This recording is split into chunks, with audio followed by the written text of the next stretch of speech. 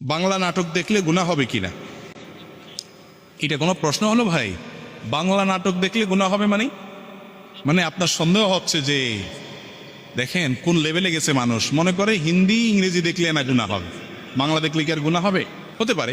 দেখেন, নাটক সিনেমা দেখার সাথে হালাল হারামের সম্পর্ক হলো দৃশ্যের সাথে সম্পর্ক, এটার সাথে ভাষার সম্পর্ক। আরবিতে নাটক দেখলে সওয়াব হবে, বুঝেন নাই কথা? আরবিতে যদি আপনি নাটক দেখেন যে নাটকে নারী পুরুষ একসাথে অভিনয় করে, মিউজিক আছে, হারাম জিনিস আছে যেটা দেখা হারাম, এটা যদি আরবিতেও দেখানো হয় জায়েজ হবে? তাহলে বোঝা গেল এটার সাথে ভাষার কোনো সম্পর্ক নেই। কি দেখছেন সেটার উপর নির্ভর করবে। আপনি যদি কোনো অপর্ণার দিকে তাকান তাহলে সেটা দেখা কি, এবং কোনো হারাম দৃশ্য যদি দেখেন, অশ্লীল কোনো দৃশ্য যদি দেখেন, মিউজিক যদি আপনি উপভোগ করেন, তাহলে সেক্ষেত্রে সেটা কি হবে? হারাম হবে। এর বাইরে কোনো কিছু থাকলে আলাদা হবে।